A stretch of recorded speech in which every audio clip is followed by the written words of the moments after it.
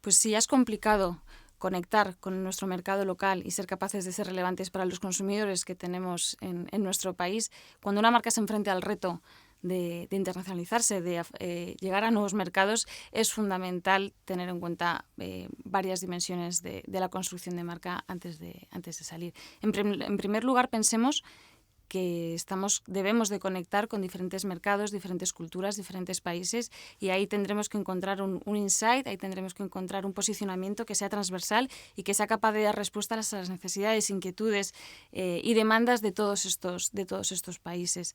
También pensemos que iremos a competir con muchos más actores. Normalmente también en los mercados internacionales los códigos de branding son más sofisticados. Encontramos a compañías grandes, globales, que su gestión de marca es consistente, es coherente y que tienen muchos recursos además para hacerlo bien. Ante este entorno mucho más complicado que el que sería simplemente doméstico, necesitamos hacer una revisión profunda y estratégica de nuestra compañía, de nuestra marca. Esto es tan sencillo como si tú coges tu coche y te vas de viaje para cruzar Europa y antes de salir no miras si las ruedas, si el aceite o si los frenos funcionan bien. Bueno, pues con nuestra marca pasa lo mismo. Si vamos a enfrentarnos a un reto como es la internacionalización, deberemos estar seguros de que tenemos los recursos necesarios y suficientemente afilados para competir ahí fuera. ¿Qué necesitamos o qué tenemos que revisar en este diagnóstico inicial? Bueno, pues algo tan básico como el nombre. El nombre puede funcionar muy bien en nuestro mercado, pero si te vas a otros países no tiene por qué. Un ejemplo muy sencillo, el Corte Inglés, ¿no? Bueno, pues en España funciona fenomenal, pero en un mercado anglosajón no están contando lo mismo. Al final el nombre es una herramienta potentísima para transmitir nuestras fortalezas, nuestra ventaja competitiva en el primer impacto que tengamos en cualquier mercado, y eso deberíamos ser capaces de utilizarlo, especialmente cuando nos enfrentamos a entornos complicados. Por supuesto, también revisar nuestro posicionamiento. Si la promesa de valor que estamos haciendo al mercado sigue siendo relevante y sigue conectando y significando algo, estemos en China, en Brasil, en España o en Estados Unidos. También muy importante y que no siempre se tiene en cuenta, la arquitectura de marca. Cómo presentamos nuestra oferta al mercado. Es fácil, es intuitivo, van a encontrar lo que buscan de forma rápida. Es más, podemos pedirle también a la arquitectura de marca que sea estratégica, que sea capaz de poner en valor y dar visibilidad a esas fortalezas que queremos transmitir de manera rápida y eficiente. Por último, también tenemos que tener en cuenta la identidad, tanto visual como verbal, que el lenguaje se entienda y sea apropiado para esos mercados y que nuestra identidad, como decíamos antes, responda a los códigos más sofisticados que suele haber en los mercados internacionales. Y por último, y no por ello menos importante, el engagement.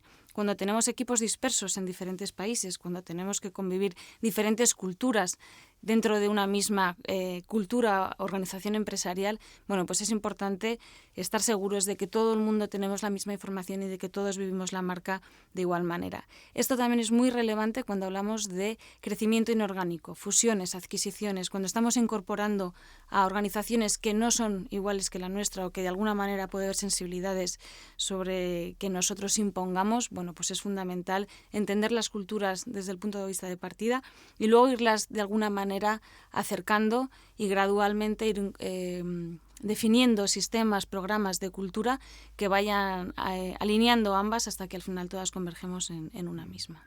Bueno, pues el entorno digital es también un entorno sofisticado y más complicado que el que es meramente físico. Hoy en día encontramos muchas marcas que ya solamente viven en entornos digitales, que solamente viven en una app, en nuestro teléfono móvil, en una tableta, pero que no tienen tiendas o que no tienen una presencia física. Estas marcas necesitan regirse por unas normas un poquito especiales. Por ejemplo, si hablamos de nombres, pues los nombres en el mundo digital tienen que ser nombres cortos, capaces de vivir bien en una página web, capaces de vivir bien en redes sociales, capaces de vivir bien en el icono de la aplicación dentro de nuestro teléfono móvil, donde tienen poquísimo espacio. Lo mismo pasaría con nuestros recursos visuales o verbales. En las marcas digitales hay un peso fortísimo del lenguaje, hay un peso muy fuerte de la identidad verbal. La interacción con las marcas digitales, cuando no tenemos unos códigos visuales y verbales potentes, diferenciadores y que de alguna manera son relevantes para nuestras audiencias, no consiguen construir una marca fuerte. Como decimos, cuando estamos interactuando en el mundo digital, el lenguaje es fundamental para conseguir estas relaciones y para ser capaces de transmitir la personalidad, el estilo y un poco los matices que hay detrás de nuestra marca.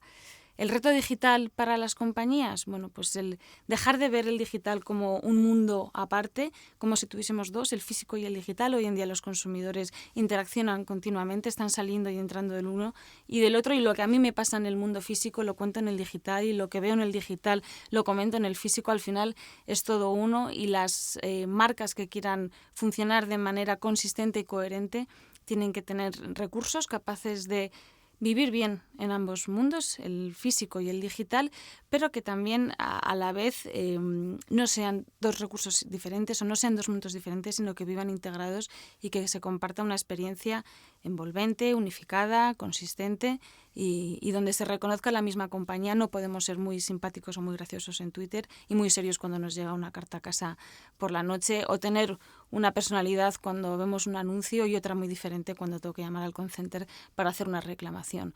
Al final, la convivencia y la integración absoluta entre el digital y el mundo físico es todavía un tema pendiente en las organizaciones españolas. Vale. Las marcas son capaces de humanizar a las compañías.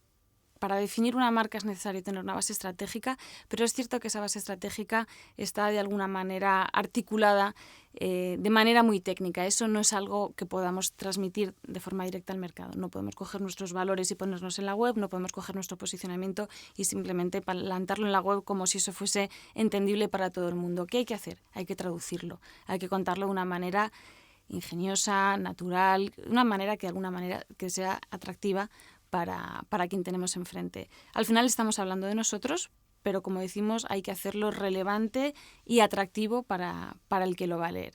¿Cómo se hace eso? Bueno, pues cogiendo las ideas principales de nuestra marca y siendo capaces de articularlas en un discurso, en una historia que conecte y que de alguna manera aporte algo a las audiencias que tenemos enfrente.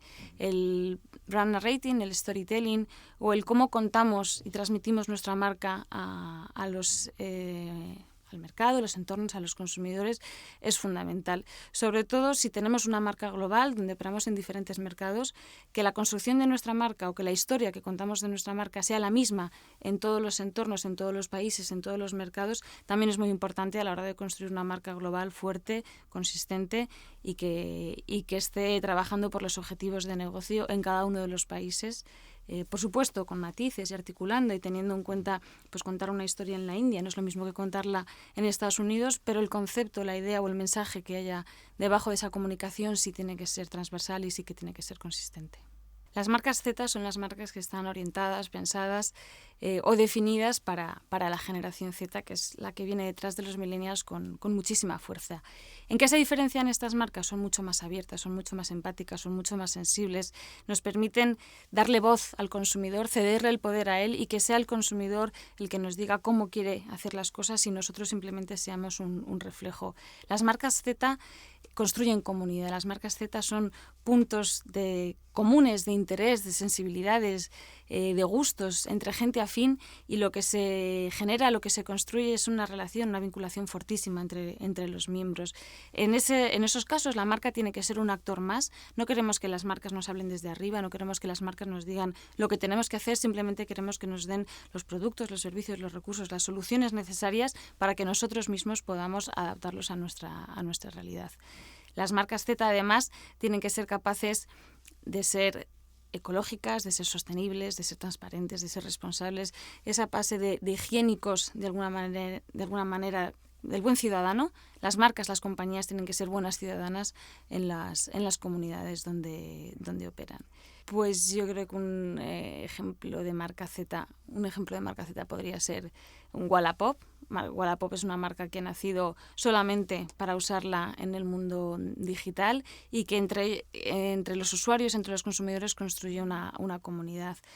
Otra marca Z, Fintonic. Fintonic al final puede resultarte más útil que tu propio banco y puede darte unos servicios que tu banco no es capaz de ofrecerte. ¿Y qué te ofrece Fintonic? La capacidad de que tú mismo gestiones tus cuentas de la forma que te parezca más coherente, más eficiente o más productiva. Esto, sin embargo, en un banco no tienes tanta libertad, tanta flexibilidad para poder acceder a tus datos, a tu información y de alguna manera customizártelo para que sea útil para ti.